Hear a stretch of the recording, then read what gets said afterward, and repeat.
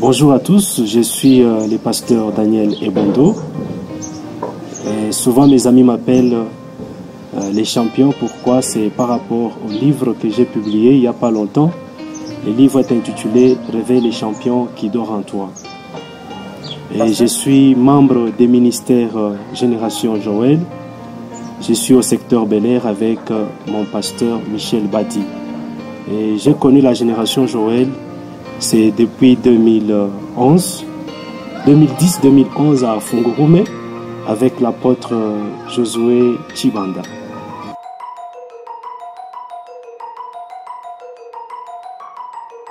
Voilà, j'ai souhaité faire cette interview pour présenter au monde d'abord la Génération Joël et de deux, présenter au monde le travail que j'ai eu à faire à la grande convention des ministères Génération Joël, la convention qui s'est passée à Colosie. C'était du 7 au 14. J'étais là, j'ai travaillé et il faut que le monde soit quand même informé de tout ce qui s'est passé et surtout de ce que j'ai eu à faire comme travail.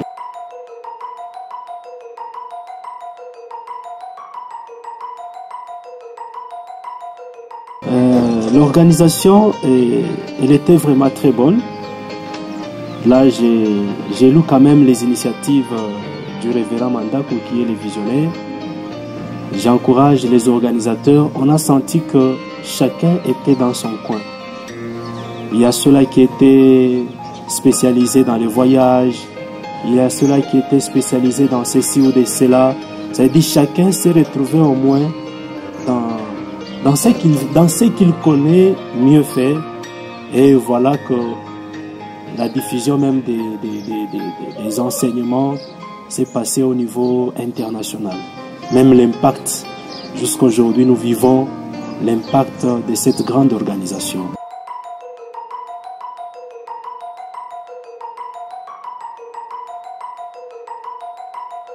Voilà, personnellement moi, par rapport à mon savoir-faire, c'est un talent que j'ai eu de la part du Seigneur.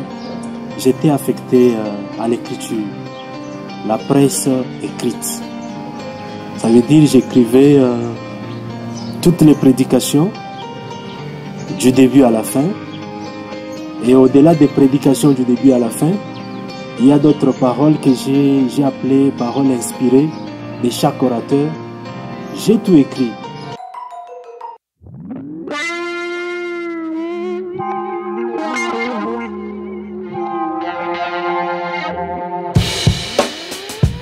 Je l'ai dit, vu que c'est un message qui doit être diffusé ou qui est diffusé à l'international, j'ai écrit la prédication, j'ai créé un blog. Bon, pour ceux-là qui ne comprennent pas ce que c'est le blog c'est un site internet qui est gratuit, le site internet non payant, qui est hébergé par WordPress, et je l'ai nommé Presse écrite MGJ. Si vous allez là-bas, vous trouverez la prédication ou toutes les prédications. Et la particularité de mes écrits, c'est que beaucoup de gens, quand ils suivent par exemple l'enseignement du révérend Réussite Ngoï Mandakou, ils voient le révérend dans sa casquette des comiques. Ça veut dire la casquette des comiques. Ils voient la comédie, ils voient un peu des... Je ne sais pas comment expliquer. Mais ils ne voient pas cet aspect-là d'un prédicateur. C'est là que j'ai créé cet espace pour mettre la prédication et de tous les orateurs, y compris du révérend Mandakou bien sûr. Un autre élément que j'ai ajouté sur cet espace, c'est que quelle que soit votre langue, vous avez la possibilité, j'ai inséré les traducteurs, vous avez la possibilité de traduire la prédication, vous appuyez sur les traducteurs, vous choisissez la langue que vous comprenez facilement, que ce soit le chinois, que ce soit l'arabe, vous pouvez lire la prédication correctement selon votre langue que vous comprenez. Voilà au moins la particularité de la presse écrite.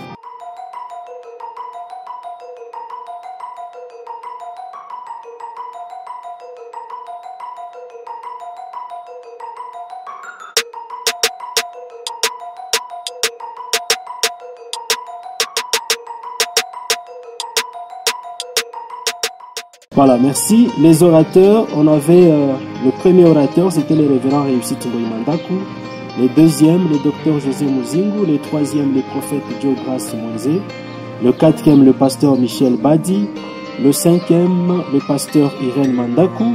Le sixième, le pasteur Stone Ibanda Mawe. Le septième, le prophète Ken Mouyaya. Le huitième, le pasteur Jacques Raymond Goïtakoudji. Le neuvième, le prophète héritier Grace Mousseba. Le dixième, le pasteur Déborah Banza. Et le onzième, le pasteur Patrick Kanda. En dehors des prédications, j'ai écrit l'enchaînement logique de prédications, de toutes les prédications que vous trouverez bien sûr sur le blog en question, Presse Écrite. Mais au-delà de ça, chaque orateur, quand il passait, quand il prêchait, je sentais que chaque orateur dégageait les paroles inspirées. C'est-à-dire sur place, au même moment qu'il prêchait, au même moment qu'il recevait une inspiration de la part du Seigneur, et il nous transmettait cette inspiration-là. Et j'ai eu la grâce de tout noter. Prenons le cas du révérend Réussite Mandakou. Il a donné au moins 7 phrases comme inspiration de la part du Seigneur. La première phrase, il a dit: lorsque la préparation rencontre l'opportunité, c'est alors que viennent les succès. Et la deuxième phrase, il a dit: même quand tu manges les jambons, n'oublie jamais que le diable est toujours là. Il n'a pas peur de tes jambons, ni de la couleur de tes costumes. Il est là. Il attend que tu commettes une petite erreur pour s'approcher de toi afin de te détruire. Troisième parole: Monsieur, ta femme peut accepter que tu déchires tes habits, mais jamais le fondement de votre mariage. Quatrième phrase inspirée: pourquoi continuez-vous à aimer le tribalisme? Car le plus grand poste qu'un tribaliste peut occuper, c'est d'être le chef de sa tribu. Cinquième phrase: le plus grand secret de mon ministère, c'est l'innovation. Innovez, mais ne touchez pas au fondement qui est la prédication de l'évangile. Sixième parole inspirée du révérend Mandakou: les diables ne donnent pas l'intelligence, mais il exploite seulement celle que tu as par faute de ta peur. Septième parole inspirée: tout parent doit faire attention à tout ce qu'il fait, pas pour son intérêt personnel, mais pour les bénéfices de ses propres enfants. Voilà au moins les 7 paroles inspirées du révérend Réussite Ngoïmandakou. Je prends les paroles inspirées du docteur José Muzingu, lui qui vit à Dallas. Il avait donné au moins plusieurs paroles, j'ai retenu 6 paroles inspirées. La première, il dit: la prière est importante, mais elle ne résout pas tout. Deuxième parole, il dit: le zèle dans l'ignorance peut t'amener à la mort. Troisième parole: lorsque l'être humain croit, il agit selon ce qu'il croit. Quatrième parole: dépenser rapidement de l'argent est la mentalité de la pauvreté. Cinquième parole: si Dieu peut te faire confiance comme une extension de sa main sur la terre, l'argent ne sera jamais un problème pour toi. Sixième parole inspirée: la qualité de ta prospérité se définit dans la qualité de ta générosité. Voilà, je prends le troisième orateur, le prophète Joe Grace Monze. Beaucoup de gens aiment le prophète Joe Grace par la prophétie et aussi par des déclarations. En dehors de la prophétie et des déclarations, j'ai retenu au moins 5 paroles inspirées du prophète Joe Grace Monze. Il a dit ceci: pour que les fondements ne soient pas renversés, chacun de nous doit être la sentinelle de l'autre. Deuxième élément, ou deuxième parole inspirée: seule la parole de Dieu assoit les fondements. Plus tu t'éloignes de la parole, plus tes fondements deviennent fragiles. Troisièmement, dans nos églises, on nous prêche tout, sauf celui qui doit être prêché, Jésus-Christ. Quatrièmement, dans l'église où Jésus est le maître, on ne doit pas faire des démons de stars, mais la star principale, c'est Jésus-Christ. Cinquième parole inspirée. Tu n'as pas besoin de l'argent pour être honoré dans ce monde, mais tu as besoin de Jésus-Christ. Voilà, je prends le pasteur Michel Bad. Lui, il est au-delà d'être prédicateur, il est aussi un enseignant. On a vu des démonstrations avec des cruches d'eau.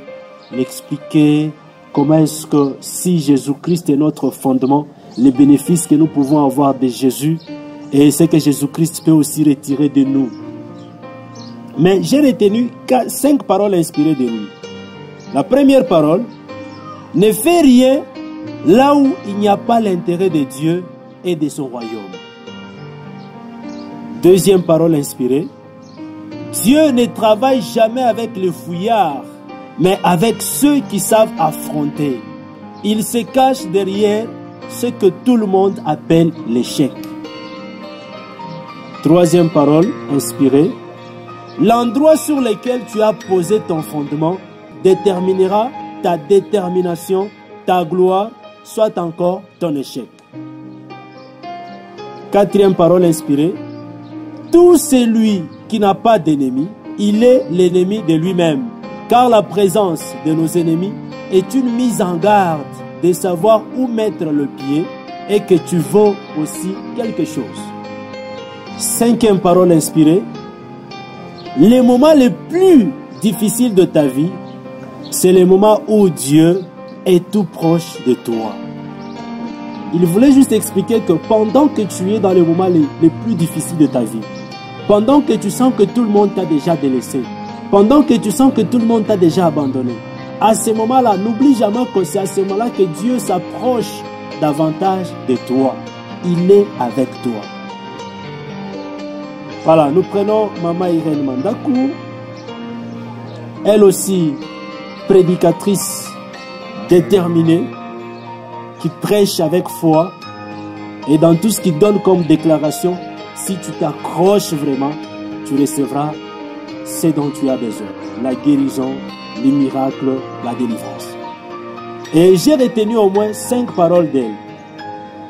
Elle a dit ceci: la beauté d'un bâtiment ou sa hauteur, soit encore sa gloire, ne dépend pas de la quantité ou de la qualité de ses briques, mais de son fondement, malgré qu'il soit invisible. Deuxième parole inspirée de Maman Irène. Chez la femme enceinte, quand la douleur de la grossesse augmente davantage, il faut se réjouir parce qu'elle est au point de donner naissance. Quand ton problème fait plus mal, donc il est au point de produire une gloire dans ta vie. Troisième parole inspirée. Tu es comme un torchon que tout le monde peut négliger. Mais quand le matin arrive, tout le monde a besoin de toi pour que tu contribues au rayonnement de la maison. Quatrième parole inspirée. La personne qui t'a porté dans son ventre n'est qu'un canal par lequel Dieu voulait accomplir son projet sur toi d'avant le fondement de ce monde. Cinquième parole inspirée. Ne regarde pas l'information que te fournissent les circonstances de la vie pour enfin définir qui tu es réellement, mais regarde à l'information du ciel. Voilà, que Dieu bénisse Maman Irène Mandakou. Nous prenons le 6e orateur, le pasteur Stone Ibanda Mawe. Cet homme-là, il est très dynamique. J'ai aimé sa façon d'enseigner et j'ai retenu 9 paroles inspirées de lui. Il dit ceci: le diable t'attaque avec un seul but de détruire ton fondement. Je le déclare en tant que prince, il sera heurté à la pierre angulaire qui est ta fondation sûre. Deuxième parole, quand les fondements sont renversés, le juste travaille avec Dieu. Il commence son premier pas et Dieu élargit ses limites. Troisième, lorsque tu es bâti sur Jésus-Christ, ta vie devient un chemin, une vie et une vérité. Car Jésus-Christ lui-même est le chemin, la vérité et la vie. Quatrième parole, il est une bonne chose quand Dieu te bénit. Mais il est mieux lorsqu'il te communique sa vérité. Là, tu reproduiras ce qu'il a déjà fait et ce qu'il fera. Cinquième parole inspirée, les nouvelles choses ne sont pas toutes bonnes. Mais si les choses ont évolué, il y a une chose qui n'évoluera jamais, c'est la parole de l'Éternel. Sixième parole inspirée, ce sont les anciens sentiers qui te donneront la paix de l'âme. Parce que Dieu n'est pas dans les boulevards, il est dans le sentier. Septième parole inspirée, un juste est un homme qui n'est pas complexé par la vie de tout le monde. Il vit la transformation chaque jour avec Jésus-Christ. Et il accepte d'être impopulaire, mais en gardant sa marche avec le Seigneur. Huitième parole inspirée, les choses arrivent dans ta vie au rythme de ton côté meilleur. C'est pourquoi deviens la meilleure version de toi-même en acceptant d'être transformé par le Saint-Esprit. Neuvième parole inspirée, il n'y a que le Père qui révèle le Fils. Et il n'y a que le Fils qui révèle le Père. À chaque révélation du Fils implique une nouvelle promesse. Alors, n'arrête pas de chercher la révélation du Fils dans ta vie. Alléluia. Voilà, le prophète Ken Mouyaya. Lui aussi, il nous a surpris avec son enseignement. Et j'ai retenu 13 paroles inspirées du prophète Ken Mouyaya. Il a dit, lorsque tous les fondements de ta vie sont renversés, les choses pourront changer dans ta vie, mais Dieu ne changera jamais et son trône reste éternel. Deuxième parole inspirée, ce n'est pas au juste d'imiter le monde, mais c'est au monde d'imiter les justes. Troisième, être serviteur de Dieu n'est pas un pneu de réserve, mais c'est un travail honorable. On ne sert pas Dieu par audace, mais par appel. Quatrième parole inspirée, il a dit, le christianisme n'est pas une religion, mais une relation avec Jésus-Christ. Et nous entrons dans une relation rien que par la conversion. Cinquième parole inspirée, ce n'est pas le ministère qui a fait de nous ce que nous sommes, mais c'est notre relation intime avec Jésus-Christ. Sixième, tu peux perdre tes parents, tes frères, tes relations, ton boulot, mais n'accepte jamais de perdre ta relation intime avec Jésus-Christ, qui est le fondement inébranlable. Septième, tu n'es pas obligé de prêcher des choses compliquées pour être considéré comme meilleur prédicateur. Prêche seulement l'évangile. Huitième, n'importe quelle foi qui est née des émotions, de vaines prédications, est une foi vaine. N'importe quelle foi qui est née des émotions, des vaines prédications, est une foi vaine. La vraie foi est celle qui est née après avoir entendu que Christ est ressuscité. Neuvième, la croix est un film d'horreur pour les diables, mais un symbole de victoire pour nous chrétiens. Dixième, le ministère dans l'Église n'est pas une compétition, mais une complémentarité. Alors, pourquoi être dans la joie de voir ton frère abandonner la foi? Dixième, les personnes qui ne sont pas appelées par Dieu pour son ministère finissent par toucher aux fétiches lorsqu'elles se sentent complexées par celles qui sont réellement appelées par Dieu. Douzième, tu ne peux pas être témoin du Christ si le Saint-Esprit ne t'a pas choisi. 13e, tu peux être prophète, pasteur ou qui que ce soit, c'est bien. Mais si tu n'arrives pas à démontrer ce qui est écrit dans la Bible, tu n'es pas différent des anciens philosophes comme Descartes, Socrate et les autres. Voilà. 8e orateur, le pasteur Jacques Raymond Goïka-Koudji. J'ai retenu aussi 11 paroles inspirées de lui. Il a dit, lorsque quelqu'un fait la fièvre, il n'est pas question de combattre la fièvre, mais il faut combattre les causes de la fièvre. Qu'est-ce qui cause les renversements des fondements dans l'église du Seigneur? Deuxièmement, la stabilité d'un immeuble est déterminée par la durabilité de sa fondation et non par sa beauté. Troisièmement, la décision de vivre selon l'esprit et d'arrêter de vivre selon la chair, c'est un bon début du renoncement.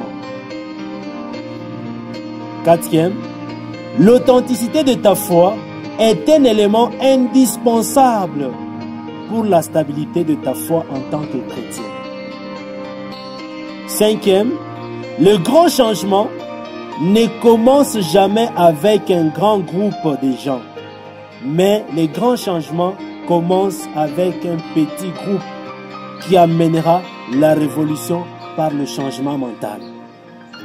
Sixièmement, tu es déjà mort ou tu es un mort marchand lorsque tu es encore vivant, mais tes œuvres sont toujours racontées à l'imparfait. Parce que l'imparfait est souvent utilisé lorsqu'on parle de celui qui est déjà mort. Septième, là où le modèle de Dieu n'est pas respecté, la gloire de Dieu est bannie.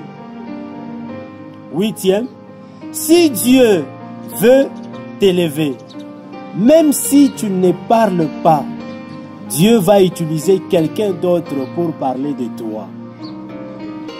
Neuvième, quand quelqu'un commence par ce qui est complexe, il finit toujours par la chute, par manque de la connaissance des ABC qui fait le fondement. Dixième, ne donne pas ta tête à n'importe qui pour l'imposition des mains. Avant de le faire, examine d'abord la vie de la personne à qui tu comptes donner ta tête pour l'imposition des mains. Onzième, peut être témoin du Christ que celui qui a la puissance du Saint-Esprit, car c'est elle qui convaincra lorsque tu parles. Voilà, nous prenons le 9e orateur, le prophète héritier Grace Mousseba. Ce qui est vrai, lui il est un bon prédicateur. Beaucoup de gens le voient toujours prophète. Il prophétise, il imparte par la prophétie avec exactitude, mais on a été déçus.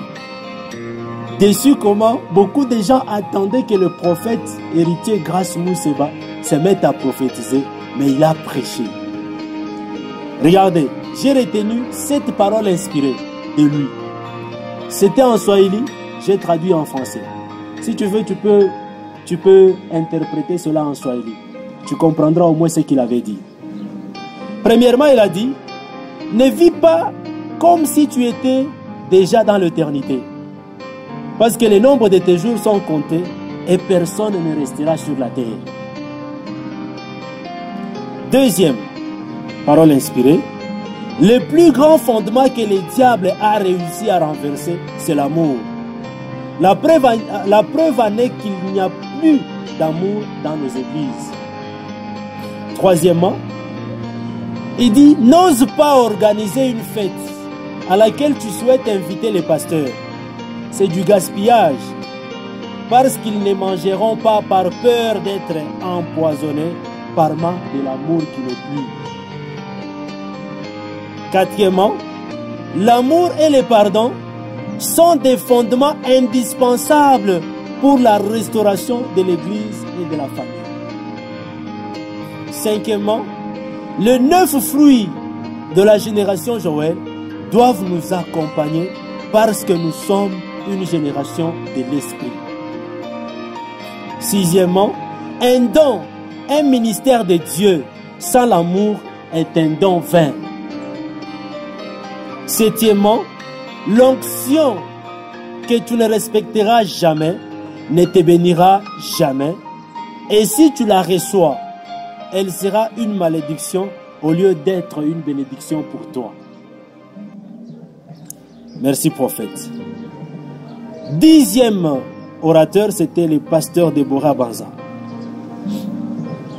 Elle est toujours accompagnée par une puissance de guérison. Vous ne pouvez pas croire. Ou imaginer que c'est une femme qui prêche. Elle a donné, j'ai retenu 3 paroles inspirées d'elle. Elle dit: le Saint-Esprit est l'instrument que Dieu utilise dans la vie de l'homme pour rendre les choses impossibles possibles. Deuxième parole inspirée, elle a dit: le meilleur programme de ta vie sur toi n'est pas dans ce que le monde dit de toi ou dans ce que tu es, mais il est au ciel. Troisième parole inspirée d'elle, elle a dit: Dieu t'introduit dans une nouvelle saison. Laquelle saison?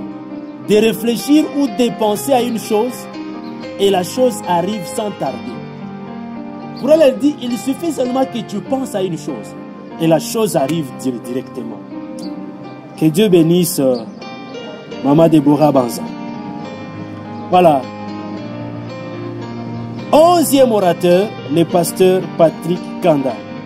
Lui, avant de commencer des déclarations, il vous enseigne, vous fixez la matière et puis il saute maintenant aux déclarations et puis à l'impactation. Que Dieu bénisse le pasteur Patrick Kanda. J'ai retenu 3 paroles inspirées de lui. Il a dit ceci: les fondements de la maison du Seigneur sont ébranlés parce que quand la gloire arrive, les gens deviennent légers. Ah. Pourquoi les fondements sont ébranlés? Les fondements sont ébranlés lorsque la gloire commence à arriver. Les gens, au lieu d'être toujours sérieux, ils commencent à devenir légers. Papa, que Dieu vous bénisse. Deuxième parole inspirée de cet homme, il a dit: la preuve que les fondements de l'église, des églises sont ébranlés et que beaucoup d'elles sont devenues comme des salles de classe où chaque année implique les nouveaux élèves, ainsi que les églises manquent ses vraies valeurs. Et c'est vrai, dans les églises, il y a des églises, cette année vous avez tel fidèle, l'année prochaine vous avez de nouveaux fidèles. Où sont partis les anciens fidèles? On ne sait pas. Voilà. Troisièmement, il dit: la culture de l'unité au sein d'une église est une arme puissante pour relever les fondements renversés. Voilà, que le Seigneur Dieu bénisse tous les orateurs.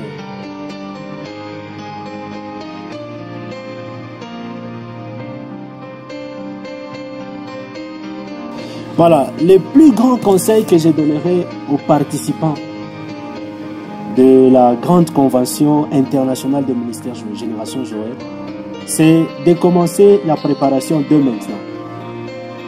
Ça veut dire dès maintenant, il faut avoir un budget, de savoir comment vous allez vivre les 8 jours de la grande convention. Il y a l'achat de kits, il faut acheter le kit. Le kit, c'est quoi? C'est... Bon, le kit est composé d'un sac. Dans ce sac-là, il y a le carnet. Et dans ce sac-là, il y a le stylo. Il y a même la vision des ministères Génération Joël. Choses sur lesquelles je n'ai pas dit. La Génération Joël poursuit au moins 4 éléments. Oui, 4 éléments. Premièrement, c'est former les serviteurs. Deuxièmement, réformer le serviteur. Troisièmement, restaurer. Et quatrièmement, confondre les auteurs. Dans la confusion des auteurs, c'est là que je soulève un élément que beaucoup de gens essayent de discuter là-dessus. C'est l'élément où les gens disent que la femme ne peut pas prêcher. Mais à la Génération Joël, je t'informe que la femme peut prêcher. Si tu me poses la question de savoir cela n'est pas écrit dans la Bible, où Paul a dit, femme, tu ne peux pas prêcher, ou tu ne peux pas tenir la parole devant les publics ou devant les hommes. La première question que tu dois te poser en tant que prédicateur, c'est celle de savoir à quelle catégorie de gens Paul s'adressait. Ça, c'est la première question. La deuxième question, cette génération-là, c'était quelle génération? Deuxième question que tu dois te poser. Et la troisième question, vous savez qu'en Israël, la culture en Israël, c'est celle de considérer plus les hommes que de considérer la présence de la femme. Nous pouvons être 4 ici, 4 hommes, 2 femmes, voire même 10 femmes, 3 enfants. Ce qui est vrai, on ne va pas dire que nous étions cet effectif-là, y compris les femmes et les enfants, non.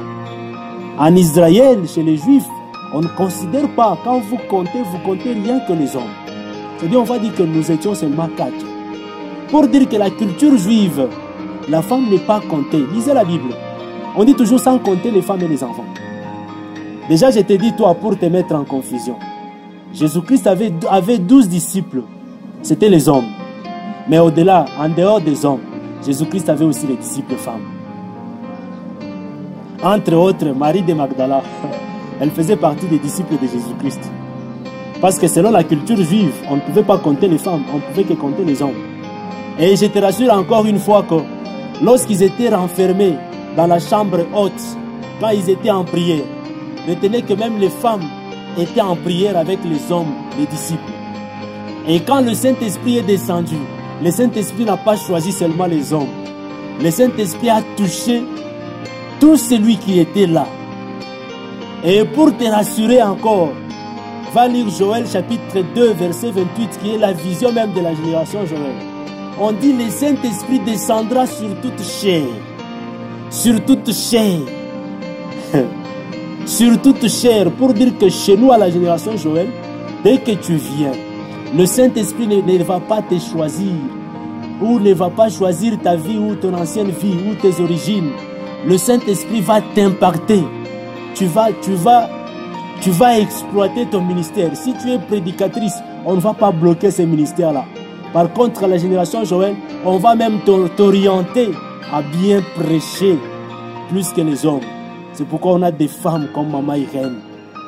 On a des femmes comme Pasteur Déborah. On a des femmes comme Maman Emiliana Biba. On a des femmes comme Maman Noëlla. Il y a des femmes qui vous prêchent à la génération Joël. C'est pourquoi, pour revenir à la question, commencez déjà à préparer dès maintenant. Prévoyez un budget. S'il faut acheter le kit, avec le kit là, on vous donne une place pour vous du début à la fin pour que vous ne soyez pas dérangés. Et vous pouvez, ça dépend de vous, préparez déjà le logement pour vous-même. Il y a des hôtels pour le minimum 25 $ par jour. Si vous allez faire 8 jours, il faut calculer tous ces budgets-là et commencez de maintenant. Je vois des familles qui viennent avec toute leur famille. Commencez déjà à préparer cela dès maintenant pour que vous n'ayez pas de difficultés.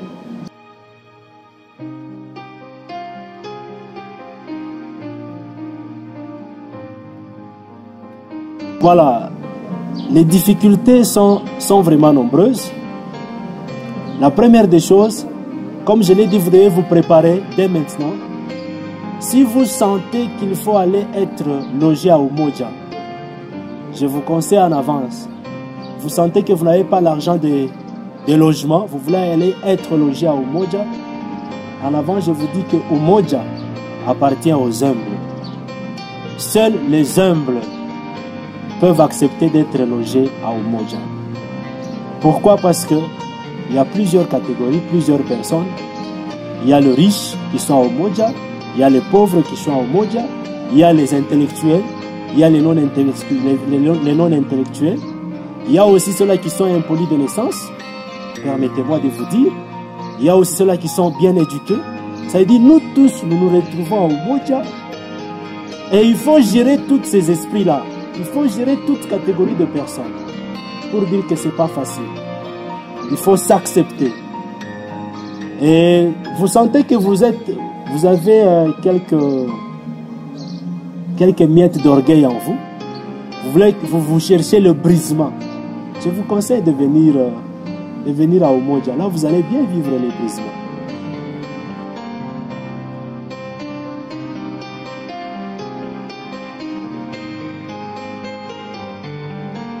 Voilà, je demanderai au gouvernement de Lualaba de soutenir au moins cette grande convention internationale organisée par le ministère Génération Joël à Kolwezi. Pourquoi? Parce que cette organisation ou cette convention a fait de Kolwezi un site touristique. Les gens qui viennent de partout, ils viennent visiter Kolwezi. Il y a l'Afrique du Sud qui était là. Il y a la délégation de Suède qui était là. Il y a la délégation de la Zambie qui était là. Il y a la délégation de plusieurs pays, des États-Unis, de Dallas, ça veut dire de partout. Ils viennent, ils descendent, ils atterrissent à Kolwezi pour voir, pour étudier les milieux de Kolwezi. Pourquoi pas le ministère ou le gouvernement peut accepter de soutenir au moins cette grande convention de Kolwezi. Ça, c'est au fait ça ma demande.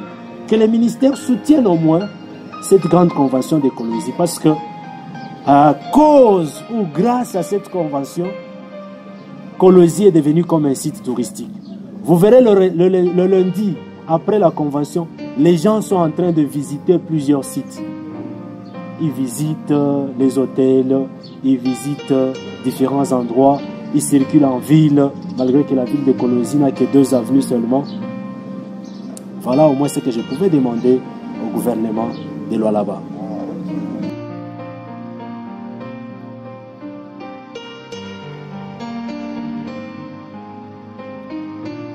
Cher gouvernement de Lomami, je souhaite que vous puissiez collaborer avec le gouvernement de Lualaba. Pourquoi? Regardez la route de Kamina. Route Kamina-Kolwezi. Cette route-là est vraiment dans un état de délabrement inaccessible. Nos frères des ministères Génération Joël qui sont venus de Kamina pour Kolwezi. Non. Ces gens-là ont souffert 300 km à moto. Il y a même une sœur qui s'est blessée à genoux. Elle est tombée avec une moto parce qu'elle venait à moto. Il y a beaucoup de gens à Kamina qui souhaitent venir à Kolwezi prier avec nous. Mais par manque de route, par manque de moyens de transport, c'est pas facile. S'il vous plaît, cher gouvernement de Lomami, je crois que ce message va vous parvenir. Je demande à ce que vous puissiez réfléchir avec le gouvernement de Lualaba, arranger cette route-là, s'il vous plaît. Ce n'est pas seulement pour l'avantage des ministères Génération Joël, non. Le ministère Génération Joël organise cet événement rien que pendant 8 jours. Mais là, c'est pour l'intérêt de la population. Et la population de Lomami et la population de Lualaba, ils peuvent, pour dire qu'il y a une autre pauvreté qui pourra être chassée lorsque les infrastructures sont en bon état.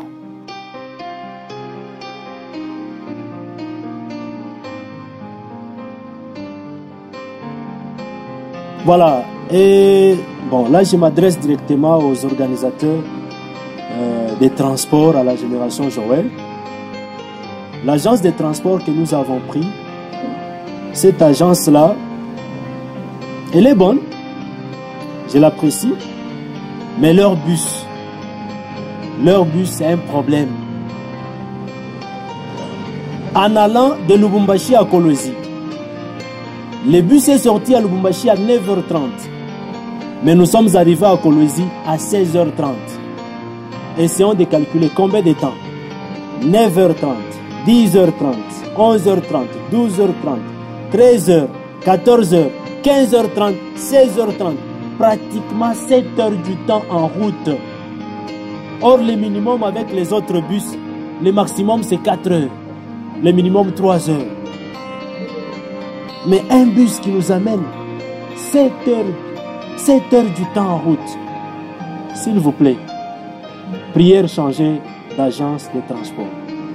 S'il y a une agence de transport qui me suit bien, qui sont capables de respecter les conditions que les membres du ministère Génération Joël ont demandées, c'est pourquoi je vous demande, vous, agence, de nouer déjà les partenariats avec les ministères Génération Joël pour ce voyage-là, aller tout comme retour. Et au retour, nous avions 3 bus. Le 3e bus, arrivé à un niveau là, il y avait un problème de pneus. Ça veut dire que les responsables de cette agence n'ont pas pu penser à l'entretien avant de nous prendre. Et ils étaient obligés de rentrer encore à Colosie pour arranger d'abord les pneus et puis prendre les gens au-delà de 15 heures. C'est à ce moment-là que le 3e bus était arrivé au niveau de Lualaba. Nos bien-aimés ont souffert avec ces bus-là. S'il vous plaît, on change d'agence.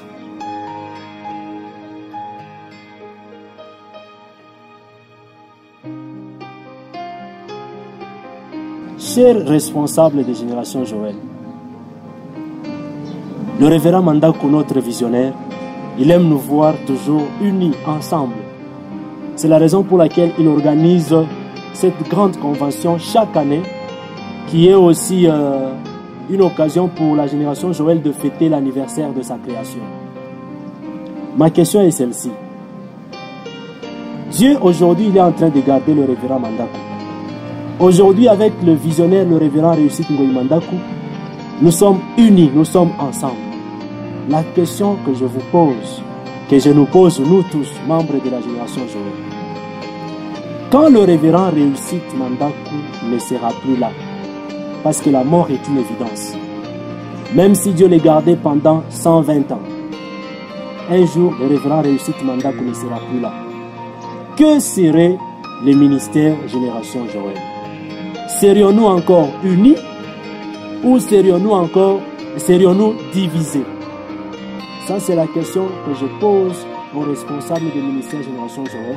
Je souhaite à ce que cette question soit déjà réfléchie dès maintenant, tant que le visionnaire est encore vivant. Et dans ma prière à moi, que Dieu les garde encore, pour qu'il organise très bien les choses, que l'unité soit toujours là.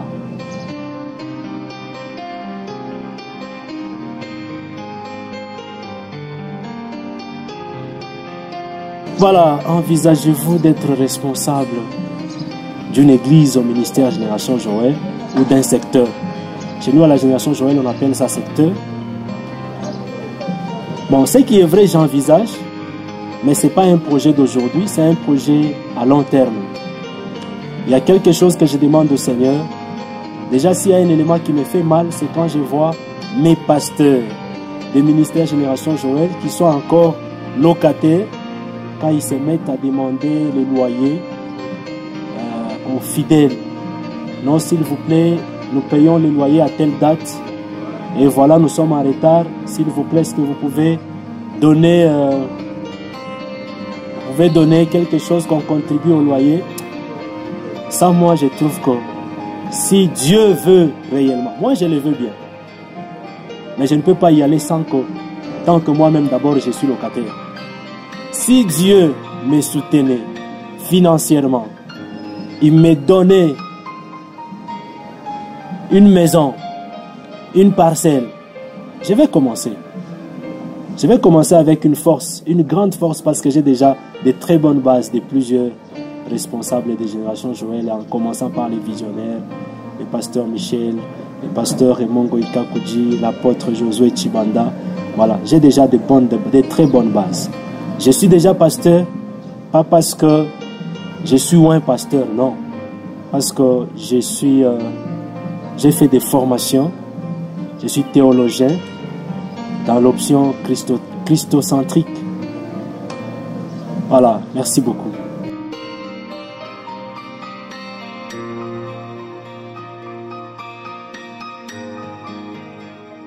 Le dernier mot, vous êtes prédicateur. Vous êtes enseignant de la parole. Je voulais vous présenter, en dehors de la presse écrite, ça c'est le travail que j'ai fait au ministère Génération Joël. Je suis attaché directement à une maison d'édition qu'on appelle TTM SARL. C'est une entreprise qui a plusieurs services, 4 services en gros. Le premier service, c'est le multimédia, c'est-à-dire les photos, les vidéos, les studios pour les sons. Et deuxième service, c'est les éditions. C'est pourquoi j'ai voulu vous présenter les 3 livres déjà édités par notre maison d'édition. Le premier livre, c'est Quitte la maison de ton père. Ce livre ici a été édité par notre entreprise, TTM SARL. Le livre est écrit par le pasteur Esdras Kalonji de Kipushi, l'homme qui parle des hôtels de famille. Ce livre a été édité, c'est depuis 2021.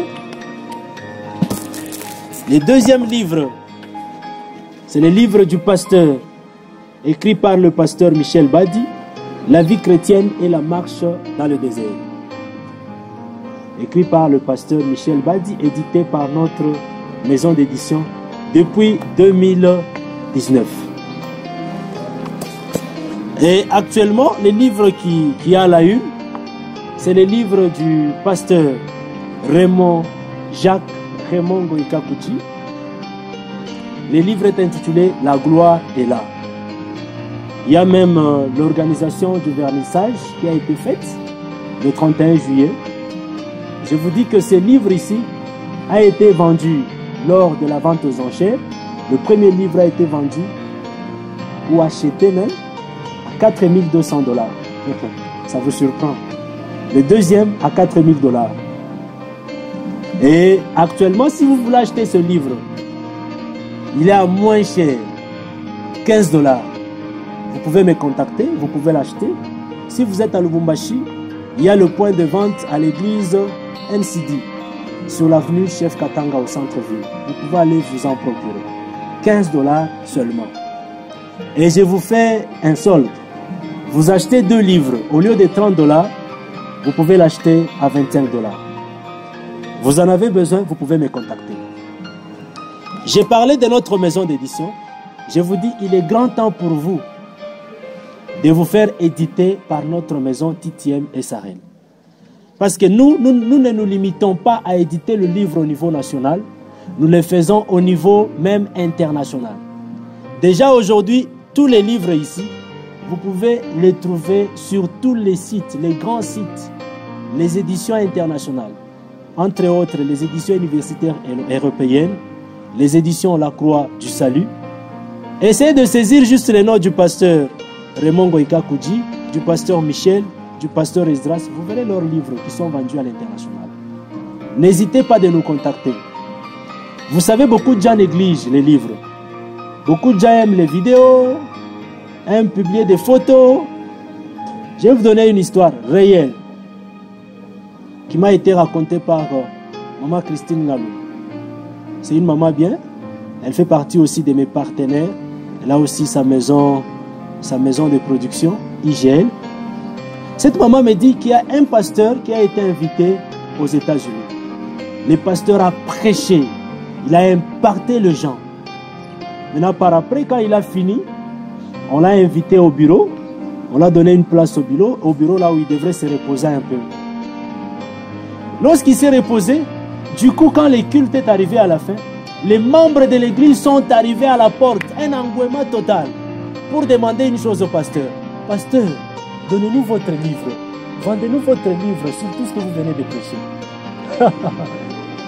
Le pasteur était cuit. Il n'avait pas de livre. Et quand il est rentré, chez lui c'était en Zambie. Quand il est rentré en Zambie, déjà en foulant ses pieds en Zambie, il s'est mis déjà à écrire. Il est entré en contact avec des maisons d'édition en Zambie. Il s'est mis à écrire. C'est pareil pour vous tous. Il est grand temps d'écrire. Parce que la culture africaine, elle est différente de la culture occidentale ou de la culture orientale. Chez nous en Afrique, nous négligeons la lecture.